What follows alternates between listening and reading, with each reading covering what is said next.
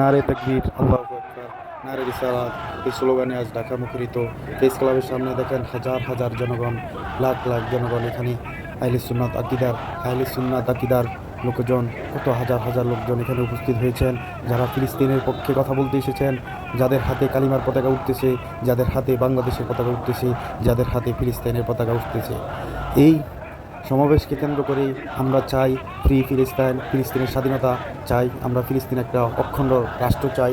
ফিলিস্তিনে যেন আর কোনো রকম কোনো বর্বরতার হামলার প্রতিবাদ জানাচ্ছি আমরা এখানে বাংলার জমিন থেকে। যারা যারা আমাদের এই ভিডিওটা দেখতেছেন, যে যেখান থেকে দেখতেছেন, অবশ্যই কমেন্ট করে জানাবেন। আমরা আপনার কমেন্টে রিপ্লাই দেব পরবর্তী ভিডিওতে ইনশাল্লাহ। এখানে উঠতেছে বাংলার জমিনে ফিলিস্তিনি পতাকা, কালিমার পতাকা, বাংলাদেশের পতাকা, যেটাকে নিয়ে আমরা গর্ব করি। আমার দেশ, আমার সোনার বাংলা, খাঁটি খাঁটি খাঁটি। এই খাঁটি বাংলায় 12 আলিয়ার দেশ, 360 আলিয়ার দেশ। অলি আল্লাহকে যে মানে না, তার কাছে ইসলাম কোনো রাসূল নিয়ে আসে নাই, অলি আল্লাহ নিয়ে এসেছে। আমরা অলি আল্লাহর পক্ষে, আমরা অলি আল্লাহর পক্ষবাদী, আমরা মাজারপন্থী। আমরা মাজারকে বিশ্বাস করি, যেখানে অলি আল্লাহরা জিন্দা শুয়ে আছেন। তবে আমরা শিরিক পছন্দ করি না। আমরা যারা শিরিক করে তাদের পক্ষে আমরা নাই।